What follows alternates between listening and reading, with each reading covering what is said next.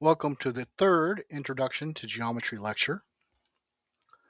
The topics that we will explore in this lecture include active and passive transformations, standard equations of the conics, and tangents and normals to curves in the plane. Okay, so we'll start with the exercises from the previous lecture. And in the first exercise, we want to find the center and radius of the circle 3x squared plus 3y squared minus 12x minus 48y is equal to 0. So first, we will divide everything in the equation by 3. So we have x squared plus y squared minus 4x minus 16y is equal to 0.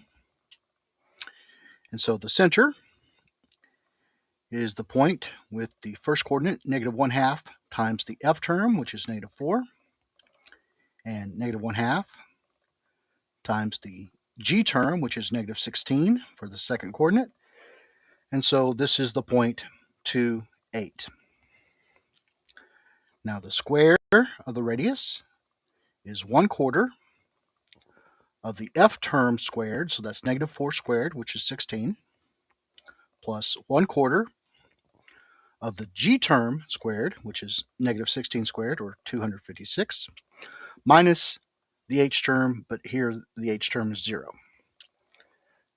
And so this is 16 divided by 4, or 4, plus 256 divided by 4, which is 64, or we have that r squared is equal to 68.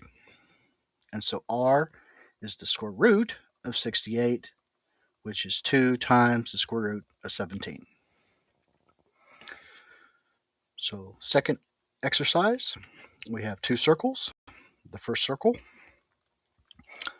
is a set of all the points x, y, given by the equation x squared plus y squared plus 3x minus 6y plus 5 is equal to 0.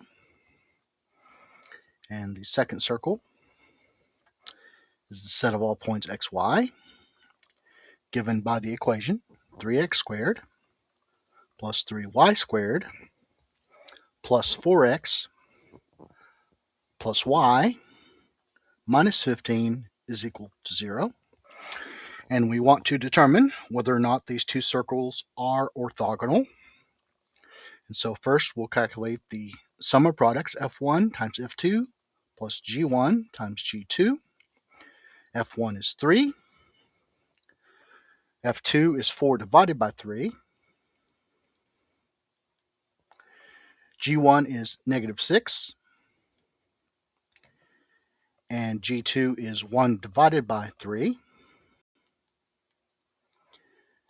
So this gives us 4 minus 2, or 2.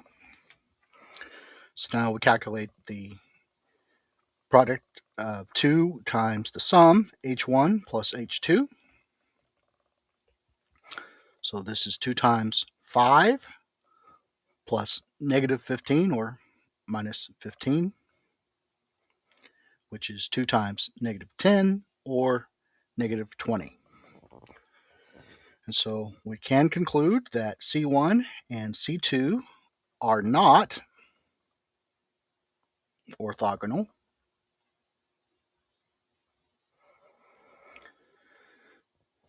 Since the sum of products, F1 times F2 plus G1 times G2 is not equal to twice the sum H1 plus H2.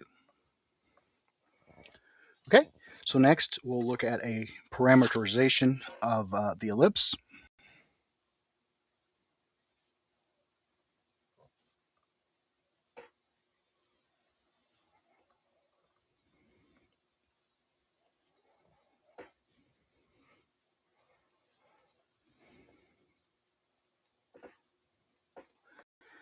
And we want the ellipse x squared over a squared plus y squared over b squared is equal to 1.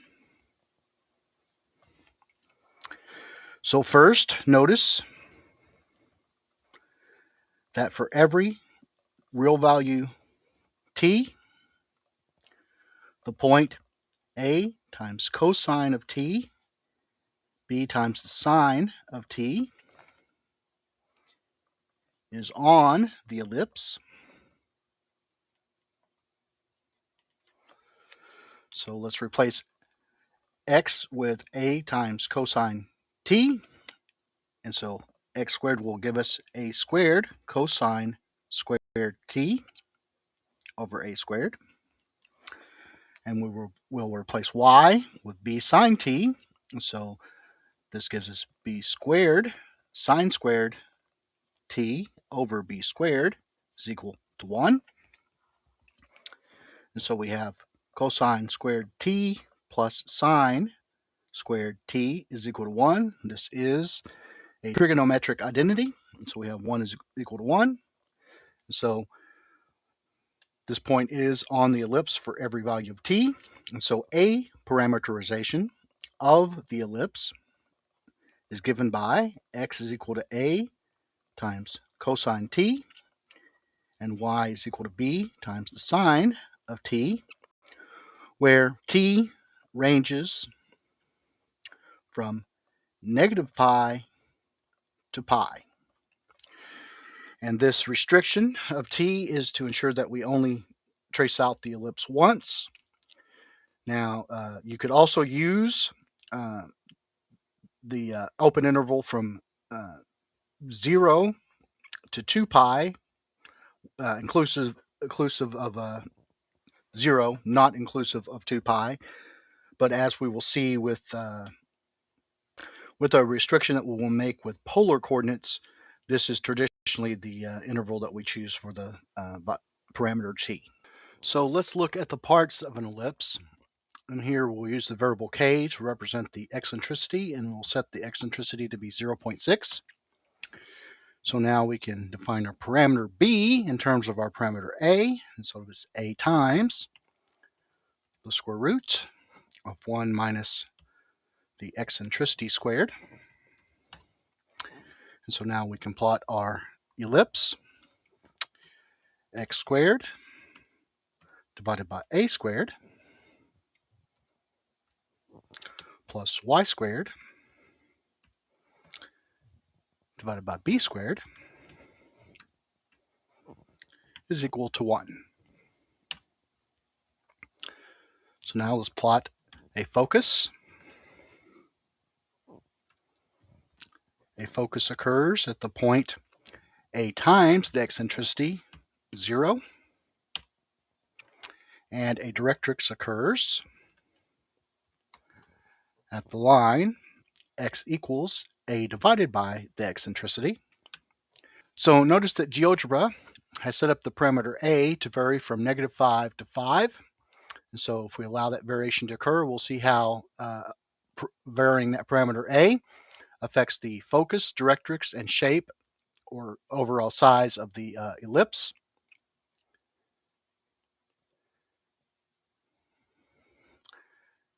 And we'll also see that as a takes on negative values, that an ellipse actually has two focuses or two foci.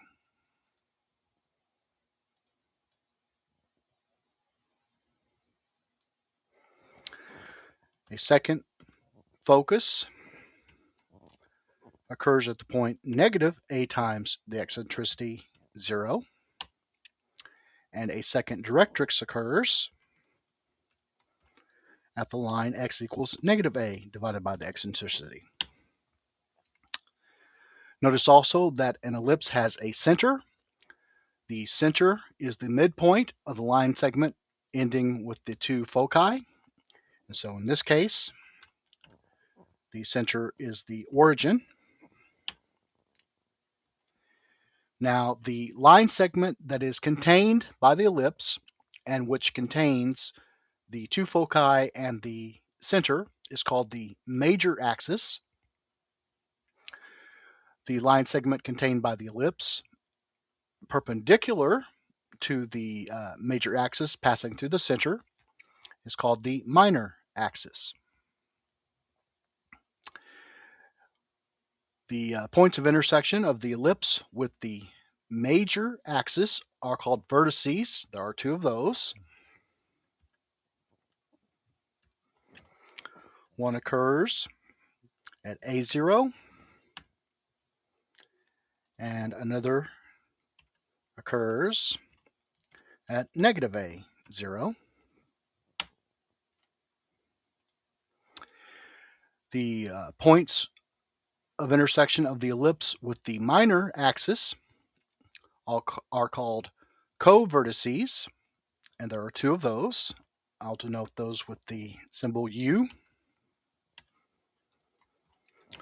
One of those occurs at the point 0b, and another occurs at the point 0, negative b. So notice that the distance from the center to any of the vertices is the same. It is the parameter A, and so that parameter is called the semi-major axis. And the distance from the center to any one of the co-vertices is the same. It is the parameter B, and that parameter is called the semi-minor axis. So let's review these parts of an ellipse. An ellipse has two foci and a center. The axis containing the two foci in the center is called the major axis. And the axis perpendicular to the major axis passing through the center is called the minor axis. The distance from a center to any one of the vertices is the same, the parameter A, called the semi-major axis. And the distance from the center to any one of the co-vertices is the same, the parameter B, or the semi-minor axis. Okay, so new definition. A hyperbola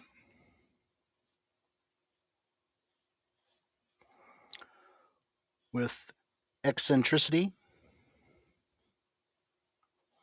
e greater than 1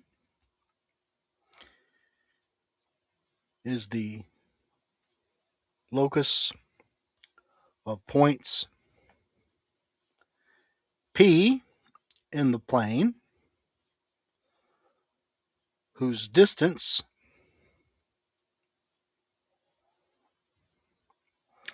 from a fixed point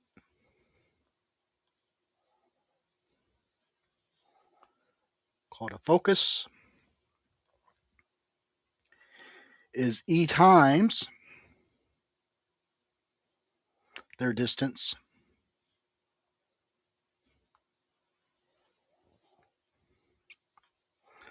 from a fixed line called a directrix.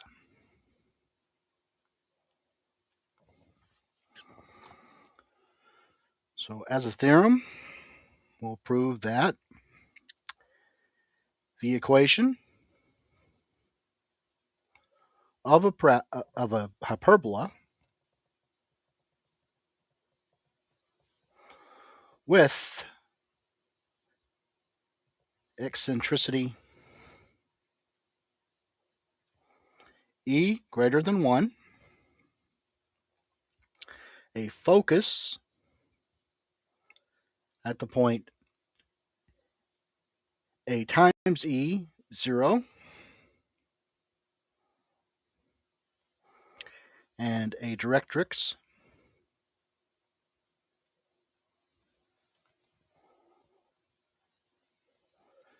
at the line a over e is x squared over a squared minus y squared over b squared is equal to 1, where b squared is a squared times the quantity e squared minus 1.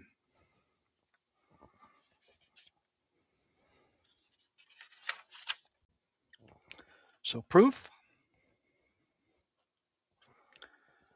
Let's first set up some coordinate axes.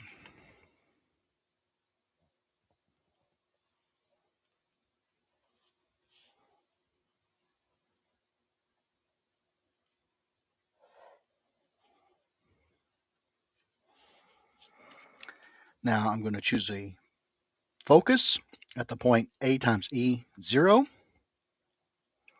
And once I have that focus, I have a directrix.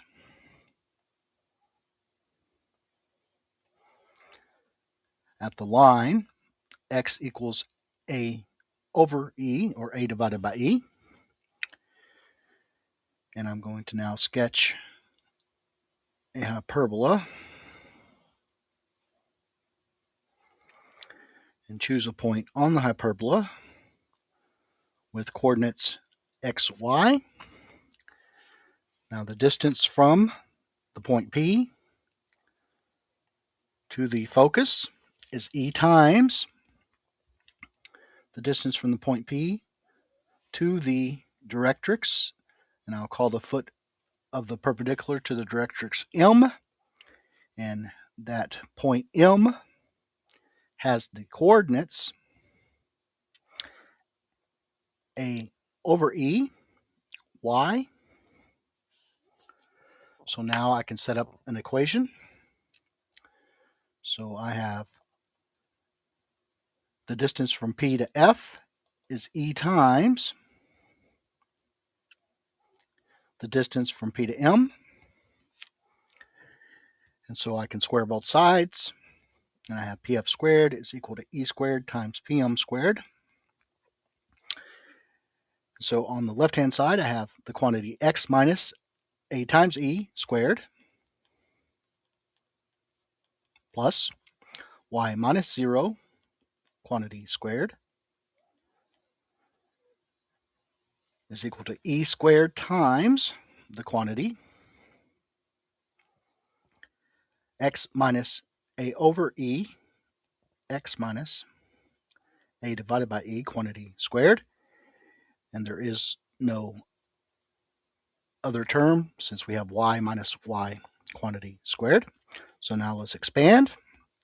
So I have X squared minus 2 times A times E times X plus A squared times E squared plus Y squared is equal to E squared times X squared minus 2 times A divided by E times X plus A squared over E squared.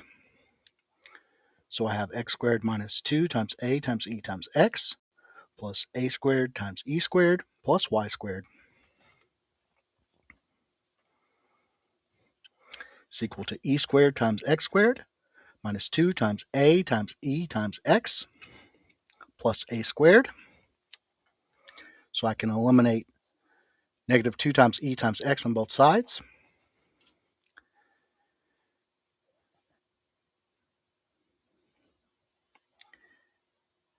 And so I'm going to start with the right-hand side. I'm going to keep E squared minus 1 times X squared.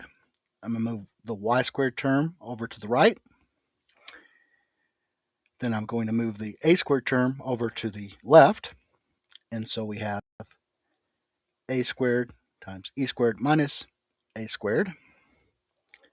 And that left-hand side is A squared times the quantity E squared minus 1. And so if I divide through by A squared times the quantity E squared minus 1, I have 1 equals X squared over A squared minus Y squared over A squared times the quantity E squared minus 1. That is the form X squared over A squared minus Y squared over B squared is equal to 1, where B squared is A squared times the quantity E squared minus 1. And that completes the proof.